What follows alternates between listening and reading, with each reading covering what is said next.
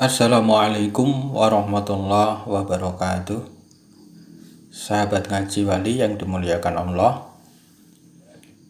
Dalam episode ini kita akan membahas kitab yang cukup fenomenal yang berisi tentang perjalanan spiritual Kanjeng Sunan Kalijaga dalam mencari hakikat hidup dan kehidupan. Kitab ini disebut sebagai Kitab Suluk Linglung. Dan bahasan kali ini adalah tentang mati di dalam hidup dan hidup di dalam mati. Seperti apa penjelasannya? Ikuti episode ini sampai selesai. Namun sebelum mengikuti setiap episode, jangan lupa untuk subscribe, like, dan share agar panjenengan mendapatkan pemberitahuan setiap kami update video di channel Ngaji Wali ini. Oke sahabat sekalian, monggo kita mulai. Jumadil Awal Puruning nulis Isnen Kliwon tanggal ping pisan taun Ji mangsa destane nenggih sengkalanipun ngerasa sirna sarira ji turunan saking kitab Duryat kang linusur sampun kirang pangaksama ingkang maca kitab niki sampun kenging kula den ampuntena. Artinya bulan Jumadil Awal mulai menulis Senin Kliwon tanggal pertama tahun Ji saat orang menuai padi. Prasasti penulisan ngerasa sirna sarira ji disadur dari buku Duryat yang masyhur, maka mohon pengertiannya bagi pembaca buku ini agar sudi memberikan maaf. Kitab Suluk Linglung ini ditulis pada hari Senin Kliwon tanggal 1 pada bulan Jumadil Awal pada tahun 1806 Saka.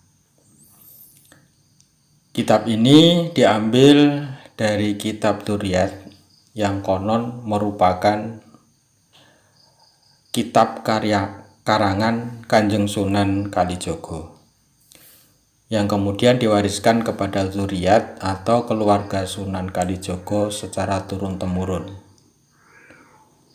Disebut sebagai Suluk Linglung karena di bait-bait awal suluk ini ditemukan beberapa kata linglung yang menggambarkan saat awal mula Kanjeng Sunan Kalijaga dalam mencari hakikat hidup masih dalam kebingungan. Kitab ini kemudian ditulis kembali oleh seorang pujangga keraton Surakarta yang bernama Iman Anom, hingga akhirnya jatuh ke tangan keturunan Sunan Kalijaga yang ke-14, yaitu beliau Raden Ayu Supartini Mursidi. Dan Iman Anom sendiri juga merupakan keturunan Kanjeng Sunan Kalijaga yang menjadi pujangga keraton Surakarta. Kitab ini ditulis pada tahun 1806 Saka atau sekitar tahun 1884 Masehi dalam tulisan huruf Arab pegon gundul dalam bahasa Jawa. Kitab ini baru diketahui setelah 109 tahun kemudian, yaitu pada tahun 1993.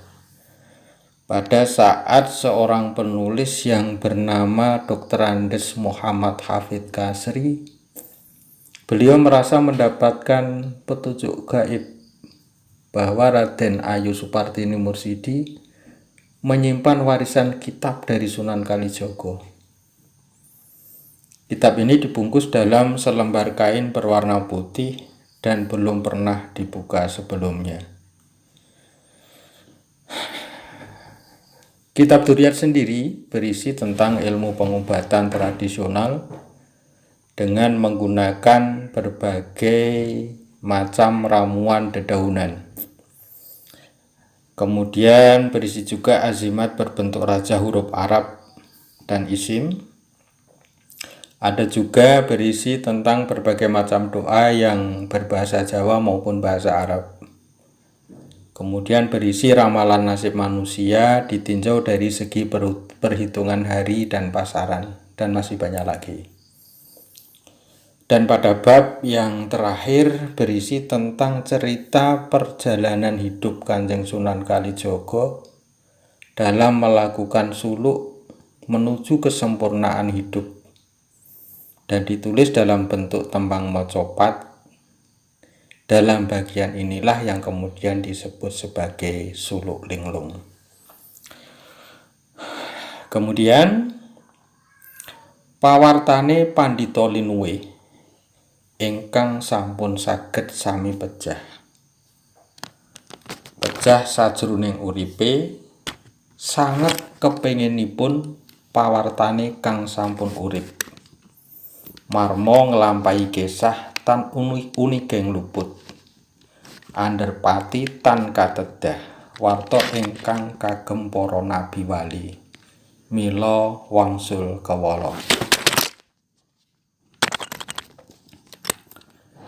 Tersebutlah kisah seorang alim ulama yang cerdik pandai, yang sudah dapat merasakan mati di dalam hidup.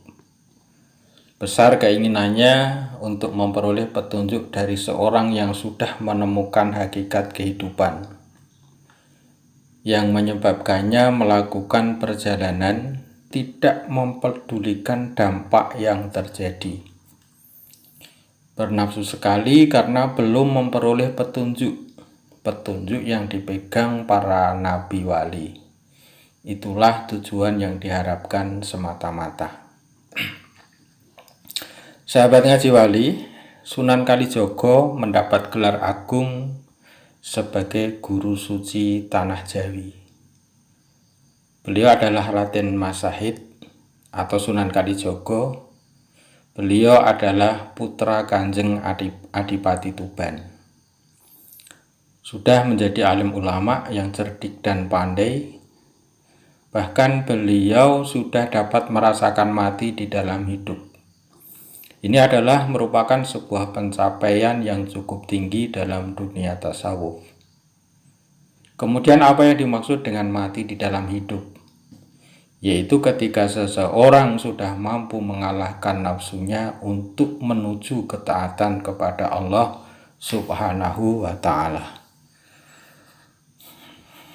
Arti dari perkataan mati sajroning urip sajroning mati adalah tetap hidup seperti biasa, tetapi nafsu harus dikendalikan dan bukan nafsu yang mengendalikan diri kita.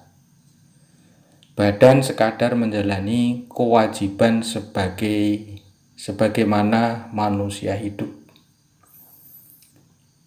Keinginan dalam diri harus dikendalikan. Allah telah memberikan badan dan nyawa yang bercampur dalam satu wujud, yaitu wujud manusia seperti kita. Hal ini sudah merupakan sebuah anugerah yang sangat besar sekali yang diberikan oleh Allah kepada kita. Itulah sebabnya mengapa kita harus mengendalikan nafsu yang ada dalam diri kita. Nafsu adalah merupakan penopang bagi kehidupan manusia. Nafsu adalah tentang bagaimana manusia bisa bertahan hidup, baik untuk dirinya sendiri maupun dalam melanjutkan generasinya. Kita butuh makan agar kita tetap hidup, itu nafsu. Kita butuh marah untuk menjaga kehormatan kita dan hak kita, itu juga nafsu. Kita butuh berkuasa agar kehidupan ini dapat diatur dengan kekuasaan yang kita miliki, itu juga nafsu. Kita butuh menunjukkan prestasi kita untuk menjaga eksistensi kita di tengah-tengah masyarakat, itu juga nafsu. Kita butuh menyalurkan kebutuhan biologis kita pada lawan jenis agar sejarah kehidupan manusia terus berlanjut, itu juga nafsu namanya. Dan masih banyak lagi nafsu-nafsu yang ada pada diri kita. Namun, jika nafsu-nafsu tersebut dibiarkan liar tanpa aturan, maka akan menyebabkan kehancuran, baik pada diri sendiri, orang lain, bahkan kehidupan di muka bumi ini. Disinilah kemudian peran agama harus dihadirkan, agar manusia dapat mengendalikan nafsu dan bukan dikendalikan oleh nafsu. Dan yang tinggal di dalam diri hanya nafsu mutmainah. Orang yang sudah mampu mengendalikan nafsu inilah yang kemudian disebut sebagai mati di dalam hidup. Tentunya dalam pengertian yang positif. Mengendalikan nafsu bukanlah perkara mudah. Bahkan Rasulullah Muhammad SAW mengisyaratkan bahwa mengendalikan nafsu ini lebih berat, bahkan jika dibandingkan dengan perang yang dahsyat sekalipun.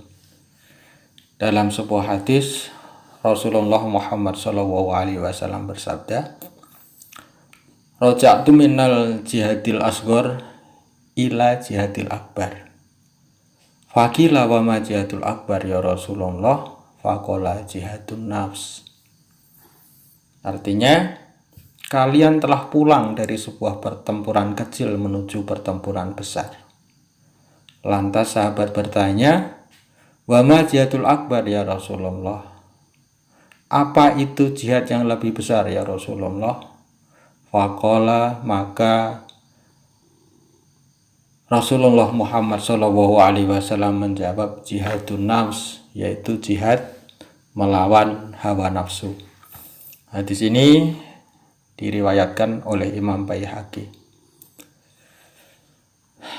Jihad melawan hawa nafsu adalah dengan tidak mengikuti segala keinginan nafsu, tapi mengikuti nafsu sesuai dengan keinginan Allah. Karena jika seseorang mengikuti nafsunya kemanapun nafsu itu membawanya, maka orang tersebut tidak lebih baik dari binatang. Ada banyak ayat Al-Quran dan hadis yang membahas tentang kejahatan nafsu ini. Meskipun Sunan Kalijogo sudah dapat menjalankan laku ini, yaitu menundukkan hawa nafsu dan mampu menjalani mati di dalam hidup, namun demikian dirinya masih bingung dan merasa belum menemukan hakikat hidup yang sebenarnya. Dengan keinginan yang kuat, Sunan Kalijogo terus berjuang dan mengesampingkan segala rintangan dengan satu tujuan untuk memperoleh ilmu yang dimiliki dan dijalani oleh para nabiullah dan para waliullah. Lalu seperti apa perjuangan Kanjeng Sunan Kalijogo di dalam mencari hakikat hidup dan kehidupan? Oke, kita ikuti episode selanjutnya. Dan untuk episode kali ini kita cukupkan sekian. Wassalamualaikum warahmatullahi wabarakatuh.